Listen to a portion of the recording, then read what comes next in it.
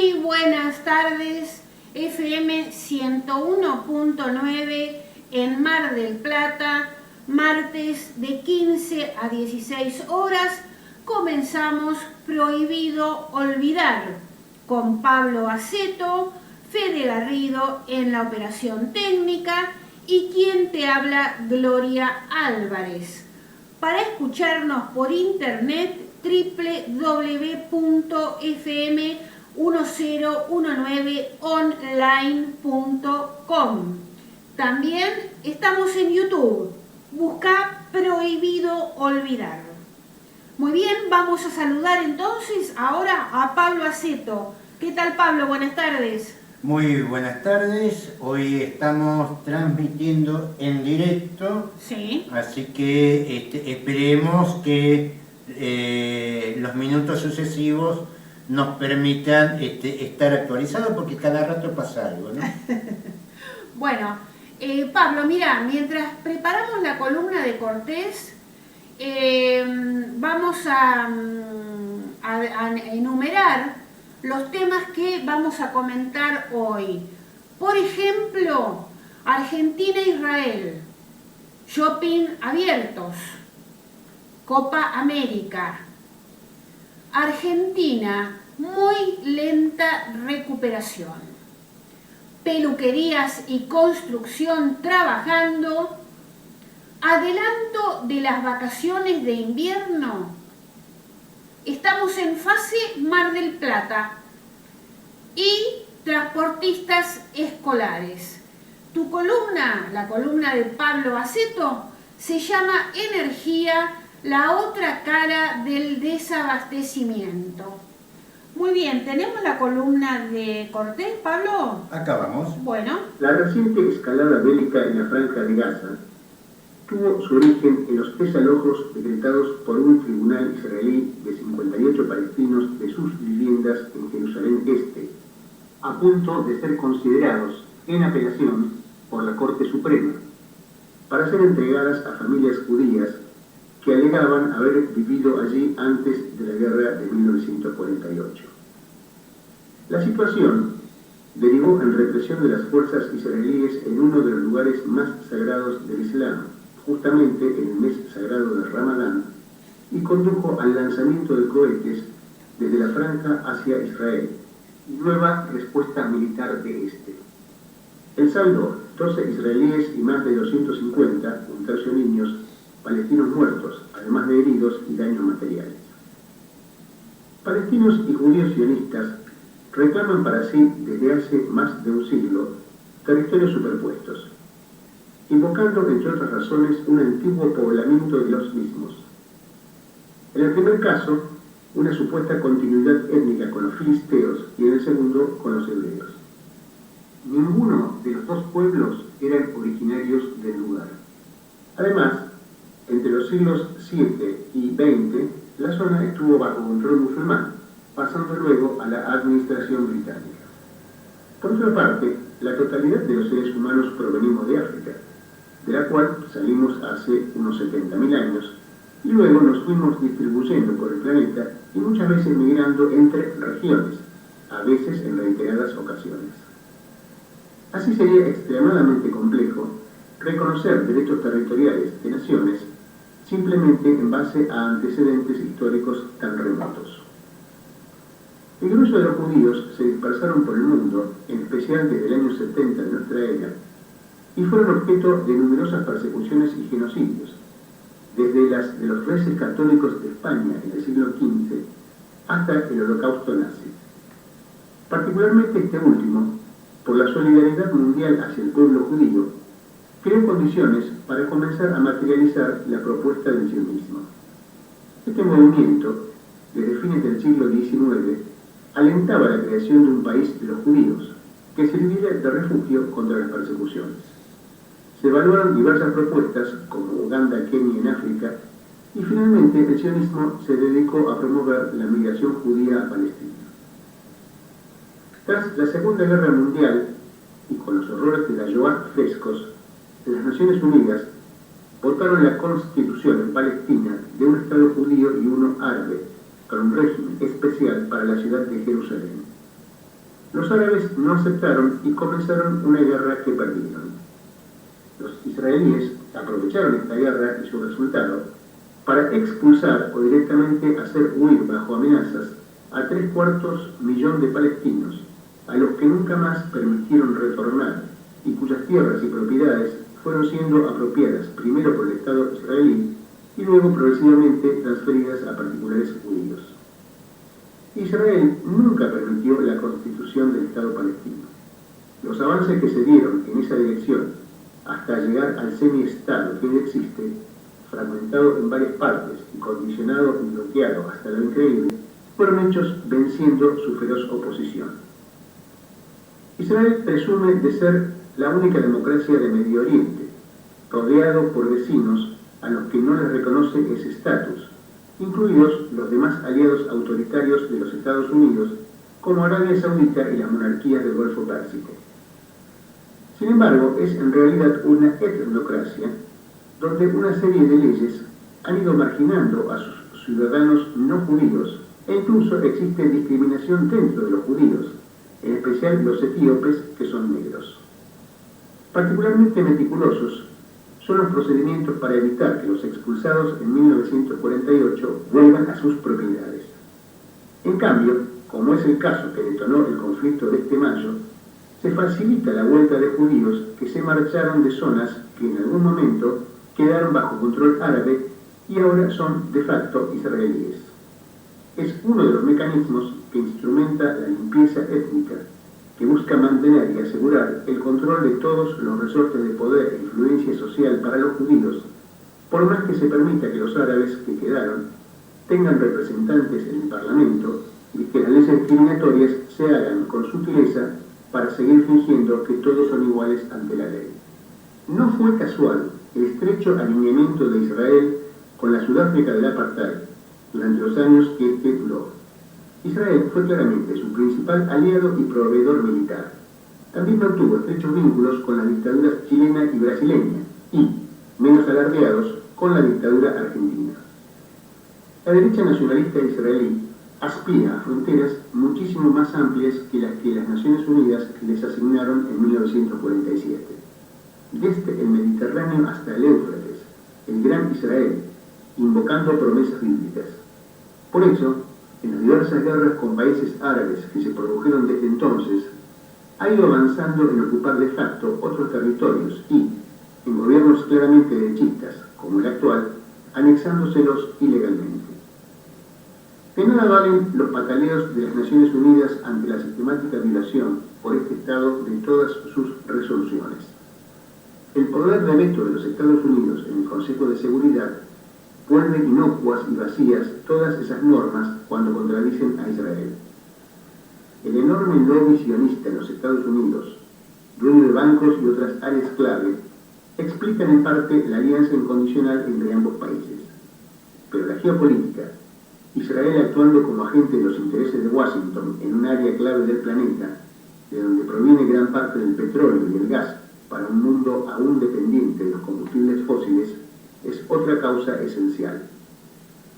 Durante el mandato de Trump, más bien se puede decir que Estados Unidos fue el agente de Israel, o mejor dicho, de su gobierno de ultraderecha, lo que permitió a Israel avanzar como pocas veces en sus designios. Los acontecimientos de mayo, sin embargo, no dejaron bien parada a Israel. A pesar de su superioridad militar, los misiles artesanales de Gaza mostraron capacidad de alcanzarla e incluso rozar una instalación nuclear, a pesar de los costosísimos sistemas de defensa, el famoso domo de hierro. Pero fundamentalmente, reencendieron como pocas veces la conciencia de la causa palestina en países árabes, cuyos gobiernos se muestran conciliadores con Israel, también dentro de la misma Israel como nunca antes, y en muchas otras regiones no árabes del mundo. Además, las milicias hostiles se vienen fortaleciendo en varios países musulmanes a su alrededor. Estados Unidos, su principal protector, tiene un horizonte de declive en el predominio mundial y además han perdido la principal guerra a la que apostaron en la región, Siria. La intransigencia de los grupos dominantes en Israel en negarse a buscar acuerdos con los palestinos que contemplen seriamente sus reivindicaciones básicas, que constituyen el principal problema en Medio Oriente y uno de los más importantes del mundo, viene fortaleciendo al interior de la causa palestina a los que reclaman directamente el fin del Estado de Israel como creación artificial colonial, que hasta algún punto lo es. En la historia de los Estados Unidos, una minoría blanca importada de Europa logró construir un país relegando y subordinando a los pueblos originarios. Lo mismo pasó en Australia y Nueva Zelanda. Pero en Sudáfrica y Argelia, a la larga, los nativos lograron derrotar a la población colonial implantada que se había impuesto inicialmente. A largo término, aunque los sectores dirigentes de Israel aspiran claramente al primer modelo, terminarán siendo derrotados si no acceden a tiempo a buscar conjuntamente con los palestinos y la comunidad internacional soluciones originales justas que satisfagan las necesidades legítimas de todos. Muy bien, crece la tensión entre Argentina e Israel por el voto de Argentina en la ONU. La Cancillería israelí transmitió una fuerte queja formal al embajador Sergio Uribarri y consideró inaceptable la posición argentina. Las relaciones con Israel atraviesan el peor momento justo cuando el gobierno argentino había iniciado gestiones para lograr la producción local de la vacuna que se desarrolla en ese país. La Cancillería israelí citó al embajador argentino Sergio Uribarri para expresarle el malestar del gobierno por el voto de Argentina en el Consejo de Derechos Humanos de la ONU a favor de la creación de una comisión para investigar posibles crímenes de guerra en Palestina. Uribarri fue recibido por el director general adjunto para América Latina y el Caribe, Modi Ebrahim, quien le expresó que Israel considera inaceptable la posición argentina. El conflicto con Hamás en la Franja de Gaza inició una tensión entre Argentina e Israel, primero cuando la Cancillería condenó el uso desproporcionado de la fuerza israelí y luego con el voto en la ONU, donde Argentina se alineó con Rusia, China y Venezuela. Además de la queja a Uribarri, el presidente Fernández tuvo que dar explicaciones a las autoridades de la delegación de Asociaciones Israelitas Argentinas, DAIA, a quienes recibió en la Casa Rosada. Bueno, tampoco citaron al embajador chino y ruso, evidentemente. No. Yo no sé qué van a solucionar los israelíes con nosotros, pero a ver, hacete el guapo con los chinos, con los rusos. Claro, no con Argentina. Ah, fue este pobre tipo ahí a poner la cara. Pero hay que decir esto, no es Argentina, China y Rusia, son más de 40 países los que votaron en contra. Lógicamente, citaron al argentino, ¿viste? Llamarlo a Carlito, dijeron. Vamos a demostrar fuerza. Vamos a demostrar fuerza, llamarlo a, ¿cómo se llama? A Sergio Uribarri. Llamarlo a Sergio, que esto no, al otro 39 no, déjalo. Muy bien, venimos a Mar del Plata. Pese a la fase 2, reabrieron los shopping en Mar del Plata, abrieron las puertas este lunes y trabajan de 10 a 19 horas.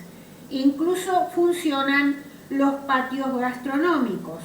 Los espacios comerciales se sumaron a la rebelión de varios empresarios gastronómicos, quienes avisaron que permanecerán abiertos hasta las 23 horas y con aforo en el interior del local, pese a que está esto prohibido.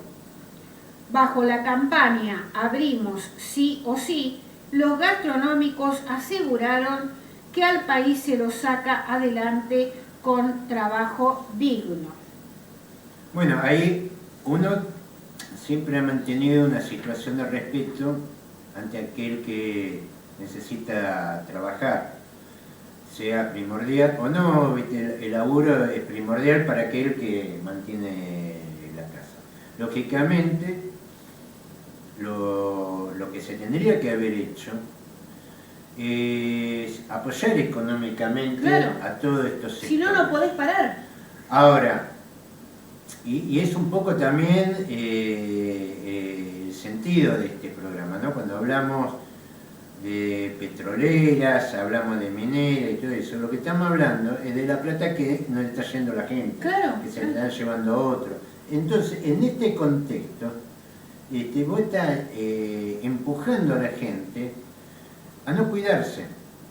Ahora, ¿por qué?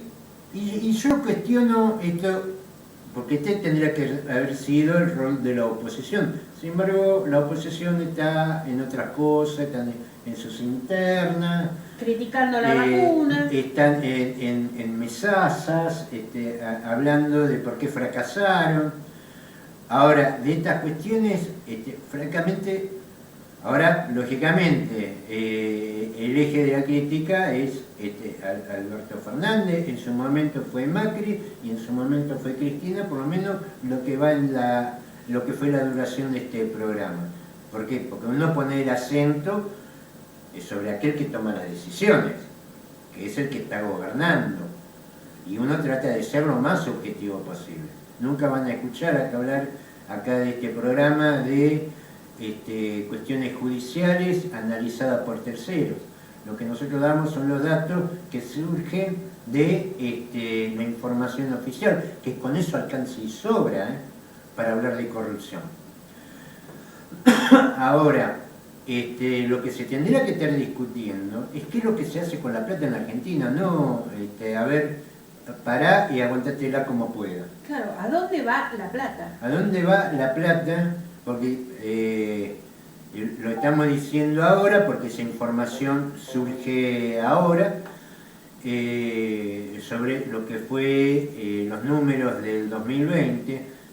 Se gastaron en subsidio, vamos a volver cuando esté la columna sobre este número, 440.000 millones de pesos, sí, cuando el peso era mucho más apreciado ante el dólar.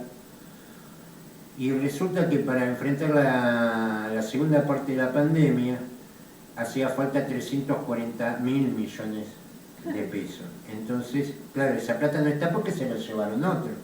Claro, porque se la están llevando otros, que también vamos a hablar de esos números. Porque acá el tema no es si la gente abre o no abre. Acá el tema es, y esto lo dijimos en principio, ¿cómo vamos a presupuestar este parate? ¿Cómo vamos a presupuestar? ¿Cómo vamos a ayudar a la gente? Y la verdad que no hay plata para ayudarle porque la plata se la llevó otro. Claro, es evidente, la gente no puede parar, no puede cerrar, porque ¿con qué paga los gastos? Ahora, ¿Con qué paga las boletas? Esto la gente después lo va a pagar como enfermedad, porque la trampa es esta. Bueno, pero uno, la verdad, y yo trato de ser objetivo, el gobierno ha seguido la línea que se viene siguiendo, por lo menos en la cuestión energética desde Menem, en la cuestión financiera desde la época del proceso militar.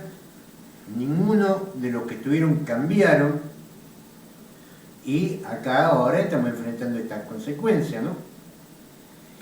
El gobierno de Bolsonaro desmiente a la Conmebol y pone en duda la realización de la Copa América. El jefe de gabinete de Brasil, Luis Eduardo Ramos, aclaró que no hay nada cerrado y confirmó que quieren aplicar protocolos y vacunar a todas las delegaciones. Además, se cerraron las fronteras para la llegada de inmigrantes. Ramos planteó que el gobierno pretende que la Confederación Brasileña de Fútbol tiene que cumplir con una serie de protocolos. En caso de llevarse a cabo, La competencia no tendrá público y todas las delegaciones deben estar vacunadas.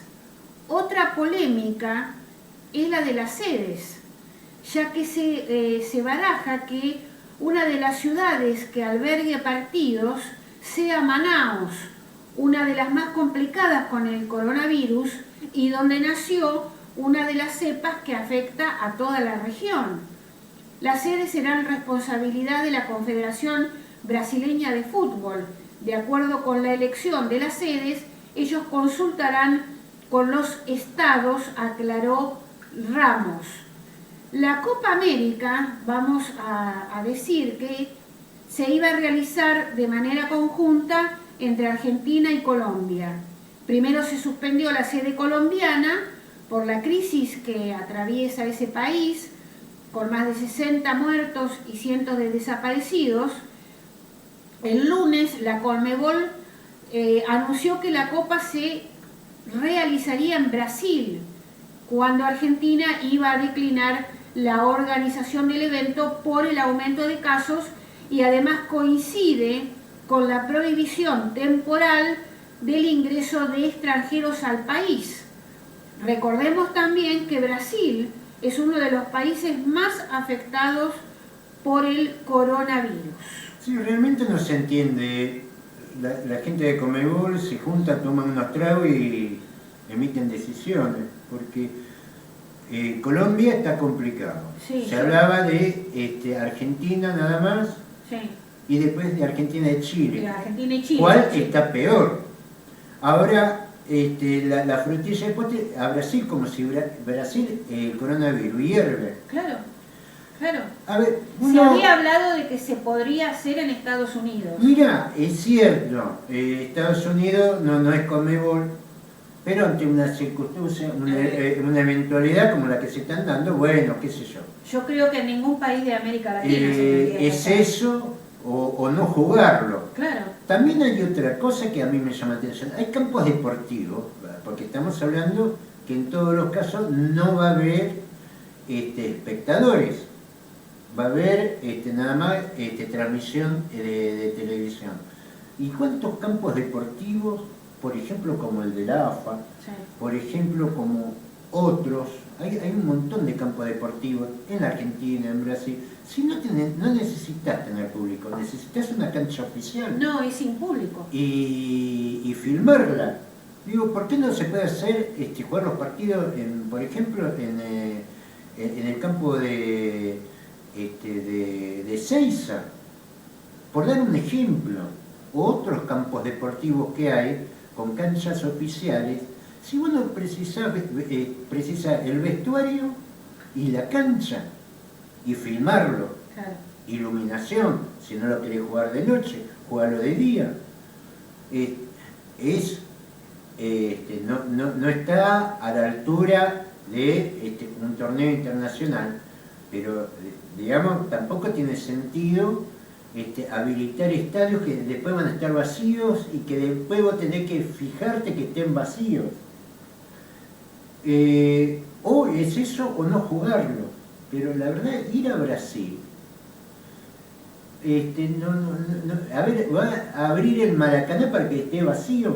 Digo yo, Brasil, Argentina, Chile, cualquier otro país, ¿no tienen campos deportivos sin estadios, sin necesidad de habilitar estadios? ¿Para qué querer el estadio si va a estar vacío? Encima, los costes. Los costos, claro. De abrir un estadio para que esté vacío.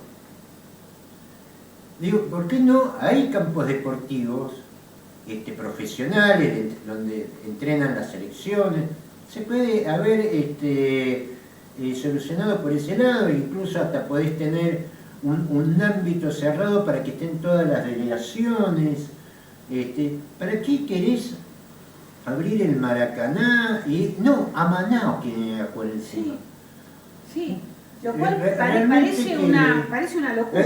Yo le digo, por ejemplo, el estadio de Mar del Plata. ¿Para qué vas a abrir el estadio de Mar del Plata para que esté vacío? ¿Por qué no lo jugás en otro lado? Si vos no precisás tribuna para un estadio que esté vacío. Vos lo que necesitas es una cancha oficial que esté en las condiciones que tiene que estar todo campo deportivo para un evento internacional, como los hay, porque donde entrenan las selecciones son campos que tienen lo que es la cancha en sí, tiene exactamente los mismos estándares que los estadios oficiales, con una diferencia que vos, primero, es más fácil de controlar, puede ser televisado tranquilamente y no necesitar abrir estadios para que queden vacíos ni entrar, si vos lo vas a televisar nada más. Pero bueno, no hay ninguna idea que se caiga, ¿viste? ¿Qué sé yo? La verdad no. Yo pensé que Argentina iba a ofrecer eso. Los campos deportivos, que hay muchos en el país, que incluso son lugares donde las delegaciones se concentran, entonces vos tenés todas las selecciones, los tenés todos vacunados, los tenés todo ahí, el que se salga ahí que tire el centinela, de ahí del aeropuerto ahí y de ahí al aeropuerto, claro. y se acabó y tranquilamente se puede hacer las cosas. Pero no, está esa cosa de van a abrir estadios para que queden vacíos, pero bueno. Muy bien, vamos a otro tema. Argentina con los peores índices económicos del mundo. Recién al final de 2026 se recuperaría la caída económica. Todos los países avanzados del G20 para fines de 2023 habrán revertido la caída y estarán creciendo. Chile lo logrará este año y Brasil el próximo.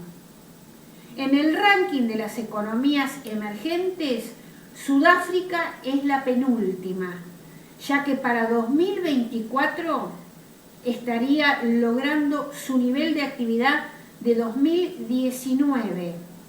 Los demás países de la región, evaluados por la OCDE, la Organización para la Cooperación y el Desarrollo Económico, muestran una recuperación más acelerada.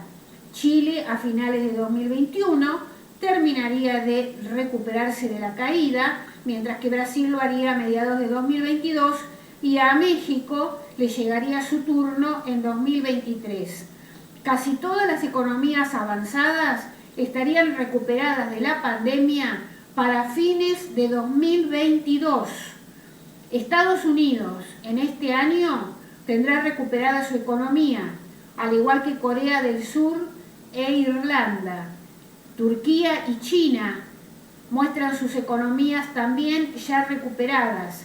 En cuanto a la Argentina, la creación de empleo va a recuperarse muy lentamente, pero la elevada informalidad sigue siendo un problema, informa la Organización para la Cooperación y el Desarrollo Económico, OCDE. Argentina se recuperaría de la pandemia al final del 2026. Yo te digo la verdad, me gustaría saber sobre qué parámetros. Entiendo lo de Brasil y México porque son países industriales. Sí. Chile cayó su producción de cobre y estamos hablando en el pleno auge de nuevas tecnologías donde el electromovimiento se está desarrollando en gran parte del mundo y sin embargo cayó su producción de cobre. Sí. Por lo menos lo que informa de este año. Ahora nadie habla de Bolivia, nadie habla de Paraguay. No, esos datos ¿viste? No están aquí ¿Por en qué el informe? Chile, no sé por qué razón Chile va a estar... Porque esté mejor que nosotros no es ninguna novedad. Ahora, ¿por qué razón se destaca Chile, no Bolivia, no Paraguay? La verdad que no lo entiendo.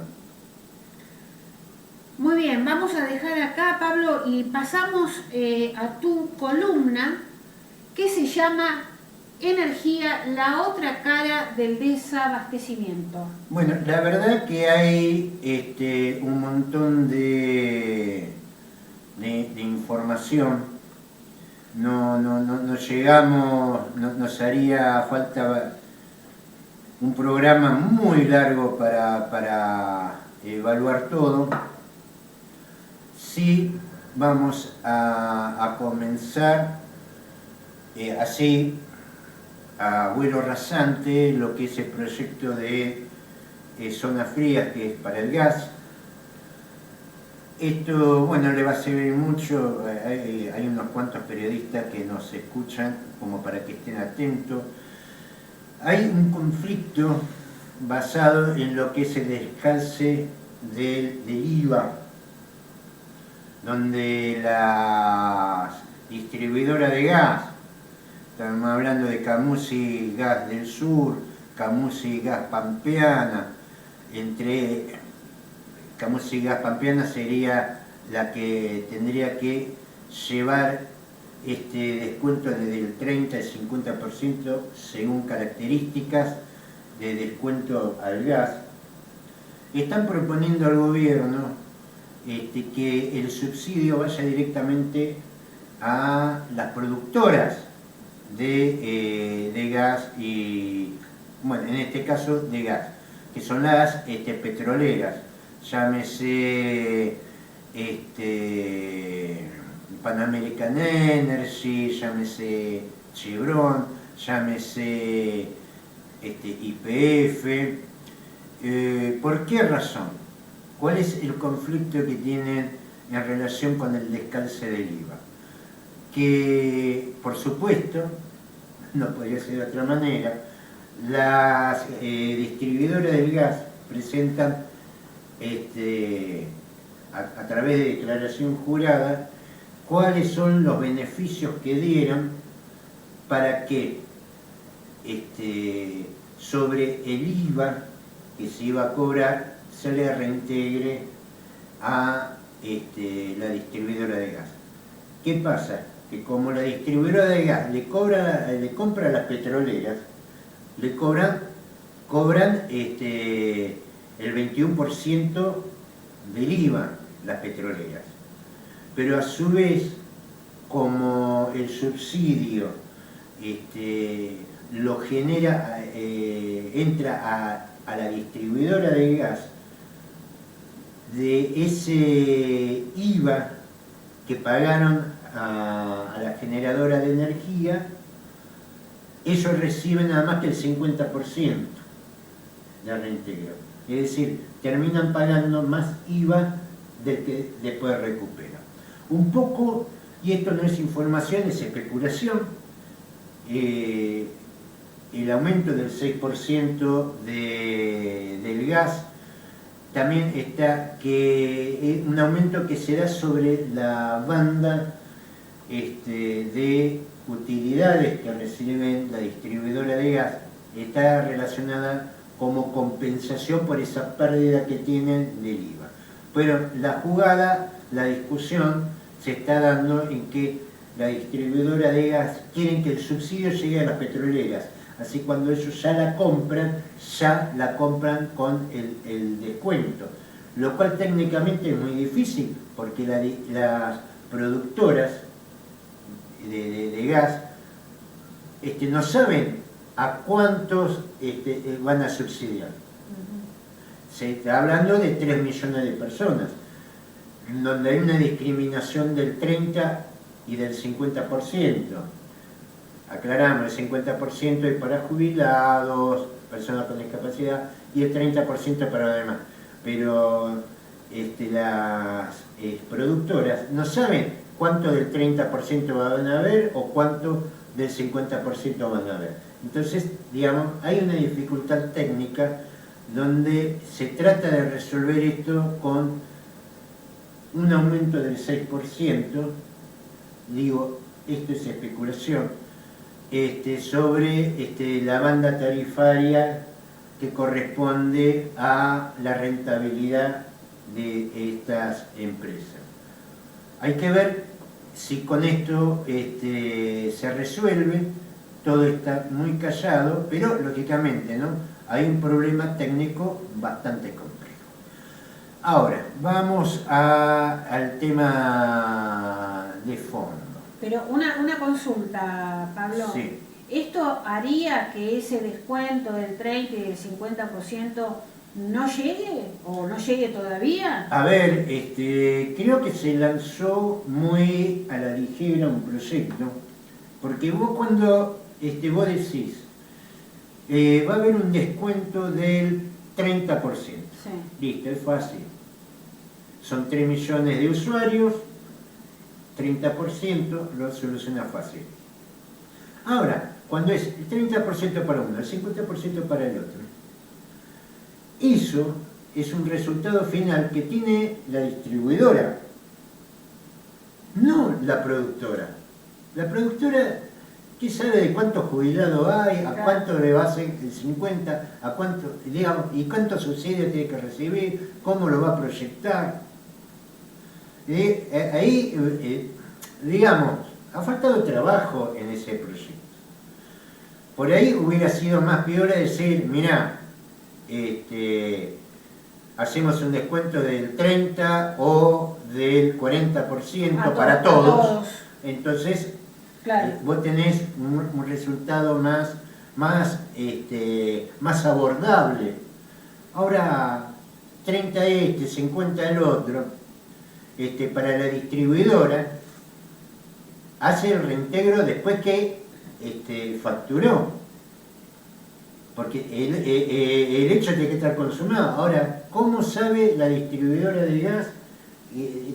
Bueno, hay todo un conflicto, porque este es un trabajo que no se ha hecho, que fue parte del conflicto que hubo en el Ministerio de Economía entre el ministro y el subministro de Basualdo, que no hizo los trabajos de discriminación para saber dónde están los que más merecen y los que menos merecen. Segmentación. Esa segmentación que ahora tropieza, este proyecto tropieza contra esa cuestión.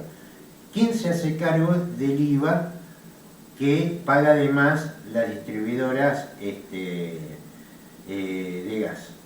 Bueno, eso es lo que está en discusión. Vamos a otra parte. Y esto, bueno, ya lo del tema de gas lo venimos hablando ya hace más de un año, así que no hay ninguna novedad. Lo que sí hay novedad es que tenemos problemas con la generación eléctrica. ¿Dónde surgen los problemas? Bueno, tiene varias aristas. Una que es la baja de caudal, tanto en el Paraná como en el Uruguay, que nacen en Brasil, que atraviesa por una crisis hídrica, una de las más importantes de los últimos 20 años, así dijo Jair Bolsonaro. No sabemos si es de los últimos 20 años, sí que sabemos que es importante y nos complica mucho. Es más, la recuperación de agua se está dando por debajo de los embalses, lo que pone en crisis la producción de electricidad tanto de Yacyretá como de Salto. Yacyretá en el Paraná, comienza el Paraná, Salto en el río Uruguay. Lógicamente, si hay una crisis hídrica en Brasil, afecta al Paraná y al Uruguay.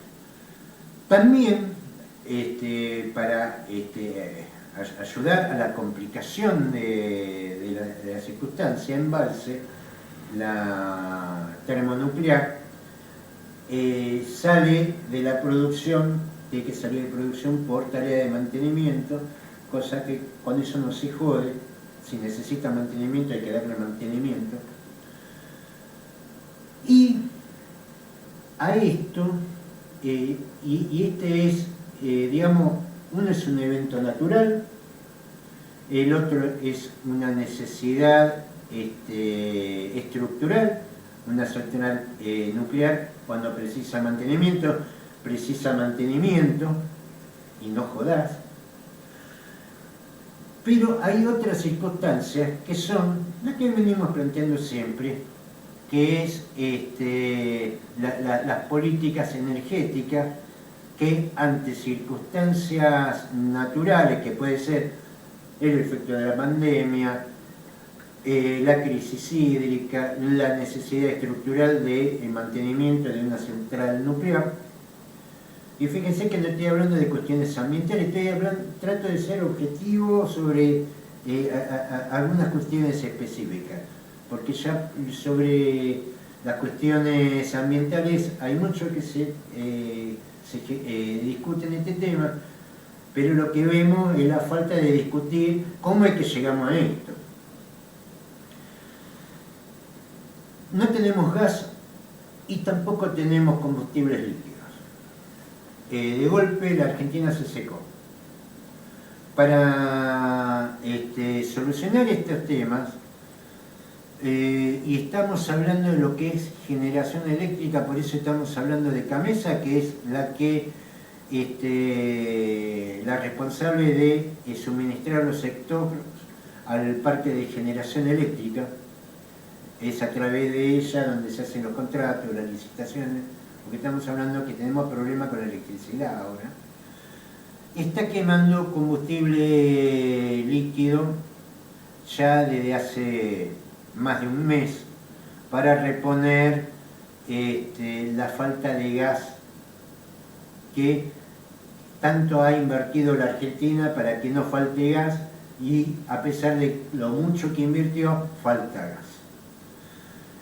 Algo de 13.000 metros cúbicos diarios se está consumiendo, 12.000 metros cúbicos diarios, sí, también. Y se había hablado de que para reponer stock y ante también la falta de combustibles líquidos, iban a comprar, CAMESA iba a licitar la compra de 4 buques más. Estamos hablando, cada buque lleva entre 13.000 y 15.000 metros cúbicos, perdón, 130.000, 135.000, 140.000 metros cúbicos, y pueden proveer más o menos 50.000 metros cúbicos día para la producción de electricidad, es decir, estamos quemando combustible, aparte de carbón. No compró 4, compró 8, a un costo de 23 millones de dólares cada uno.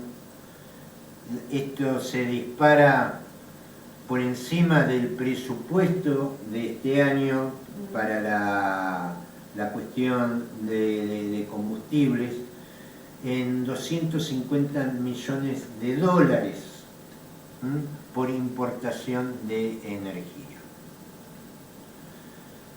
Durante lo que va del año, el año pasado y el anterior, veníamos cuestionando todas las políticas energéticas, especialmente relacionadas con Vaca Muerta. Como ya digo, no desde el aspecto ambiental, que hay mucha información sobre el tema, a pesar de que en los grandes medios eso no está reflejado, pero existe, sino también sobre la cuestión económica y financiera de esto. Habíamos dicho que lo que se pensaba que cada pozo de fracking iba a producir 50 años, está produciendo un año. Y hay también una cuestión geopolítica que hay que tenerla en cuenta. Cuando se habla de cuestión geopolítica, enseguida te ponen un mapita, tanquecitos de un lado y del otro, a ver quién tiene más tanquecito, quién tiene más barquito, quién tiene más avioncito. Y la verdad que la geopolítica hay que hablar de economía. No hay que hablar, porque mucho de la guerra, más allá del mapita con los avioncitos, los barquitos y los tanquecitos, tienen más que ver con cuestiones económicas. Una, y para analizar lo que es la situación energética argentina y cuál va a ser el futuro de la situación energética argentina, que no sé por qué dicen que para el 2026 se va a regularizar, me gustaría saber los fundamentos. Hay que ver qué es lo que está pasando en otros lados, porque todavía seguimos apostando a Vaca Muerta y poniendo plata sobre Vaca Muerta. y atándonos a la vaca muerta, a tal punto, mirá lo bien que nos ha ido, después de 440.000 millones de pesos, más los subsidios en otras áreas como en agua y subsidios anteriores en las distintas gestiones de gobierno, desde Cristina, Macri y Fernández. Habría que sumar todo para, no sé si me va a alcanzar la calculadora. ¿Qué es lo que está pasando en el mundo y si es viable o no vaca muerta? Una de las grandes peleas que se está dando en el Báltico. ¿Cuál es un área, las grandes áreas de consumo de combustible y con déficit energético? Uno sin duda es Oriente, China básicamente, que están hablando que sí, no solamente se recuperó económicamente, sino que creció el año pasado, va a crecer este año también, y no son productores de energía y necesitan importar. Y otro es el conglomerado industrial que compone la Comunidad Económica Europea. Ya para esto, recordemos, finales de año pasado, y por algo lo hicieron, los ingleses terminaron con el fracking en territorio inglés. Se terminó el fracking en territorio inglés. ¿Los ingleses son tontos? Bueno, digo tonto por usar un término radial. No creo. Porque vos fíjate que un país tiene un continente necesitado de energía. Inglaterra cortar el fracking, algo los ingleses vieron. Y tontos no son. ¿Qué es lo que vieron los ingleses? El Nord Stream 2, que va desde Rusia por el Báltico hasta Alemania para suministrar energía eléctrica. Un proyecto que va a terminar en la primera etapa en el 2015, que es el Trans-Sahara, que es un gasoducto que va desde Nigeria, va a entrar por Italia y por España, y va a entrar por la zona que se quería independizar de España. Los valencianos iban a poder separarse de España. Y otro proyecto que entra por la margen occidental de África hasta Marruecos, que también tiene origen en Nigeria, sí, Nigeria del Sur, que va a entrar también por España. El otro va a entrar por Italia y España, y el otro por España. Es decir, van a suministrar gas, energía abundante y barata a un continente sumamente industrializado con déficit energético. Pablo, ¿desde África? Desde África y desde Rusia. Ajá. Es decir, dos gasoductos. El primero va a terminar en el 2015. Sí. Y, ¿2015? Perdón, en el 2025. Ah. Me equivoqué yo, 2025. Y el Nord Stream 2, que termina este año, porque está en un 95% de terminación. ¿Esto qué es lo que trae? ¿Qué es lo que lleva a Europa? Gas, energía abundante y barata. ¿A qué punto más barata? Y por ejemplo, un 50% más barata que lo que puede ofrecer Estados Unidos con su gas de esquisto, el fracking. Ahora fíjense la casualidad. Estados Unidos, que quiere vender su producto, incluso hay hasta situaciones beligerantes en el Báltico por la construcción del Nord Stream 2, pero lógicamente tiene el gas almacenado, tiene el petróleo almacenado y lo quiere vender. Se lo quiere ofrecer a la Comunidad Económica Europea, al punto de generar sanciones económicas a empresas de Suiza. ¿Habrá un Fidel Castro en Suiza? Para que no hace falta, pero le meten sanción igual porque no quieren que se terminen los Stream 2 y son empresas en mayoría alemanas, rusas y suizas las que están trabajando en ese gasoducto.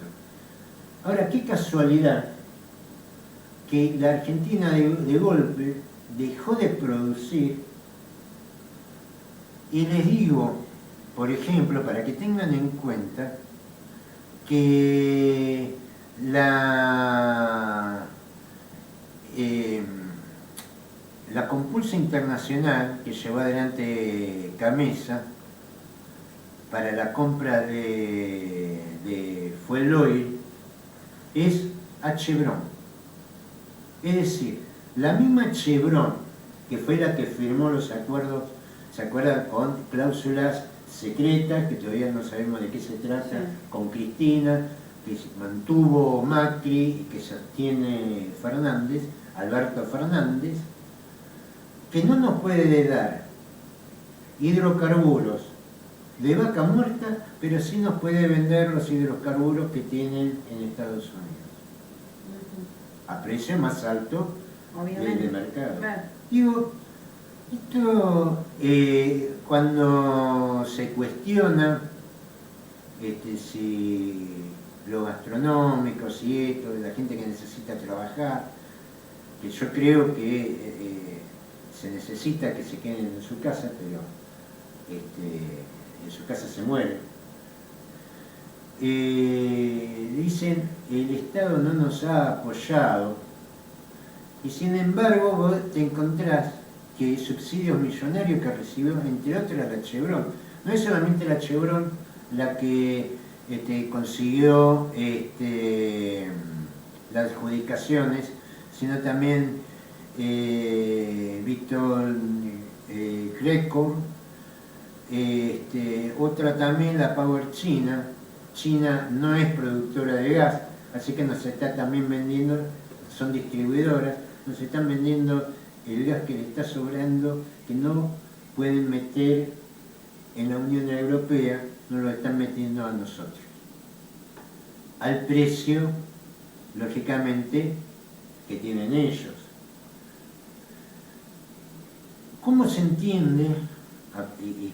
Yo no sé cómo se entiende que se sostengan las adjudicaciones de yacimientos en la Argentina cuando el compromiso es el abastecimiento, si no se tienen que caer los contratos de concesión, se los subsidie,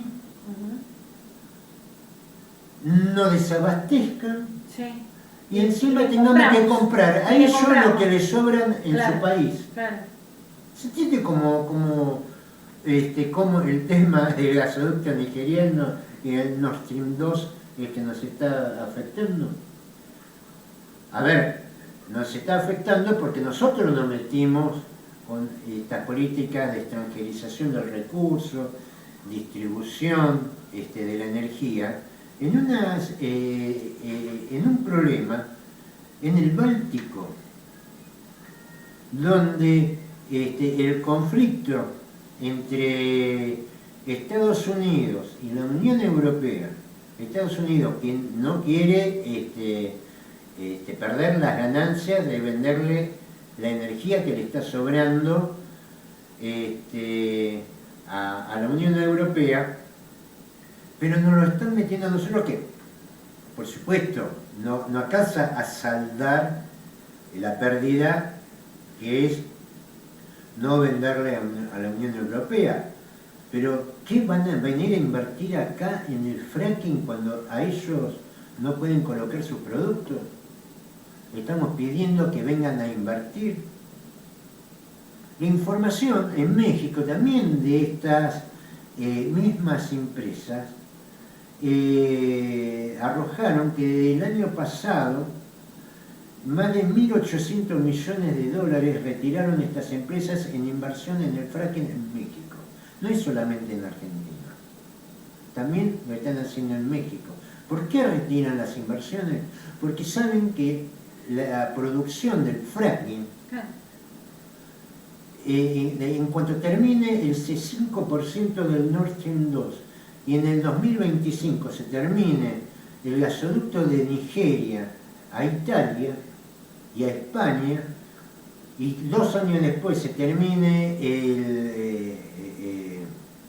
el transoceánico, el oceánico occidental, que va de Nigeria por la costa hasta Marruecos, y de ahí salta a España, ese producto no lo van a poder vender.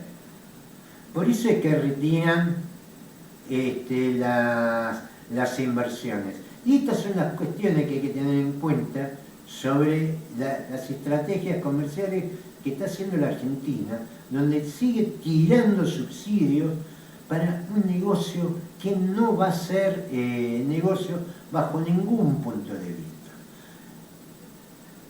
Esto es hablar de soberanía energética cuando se decide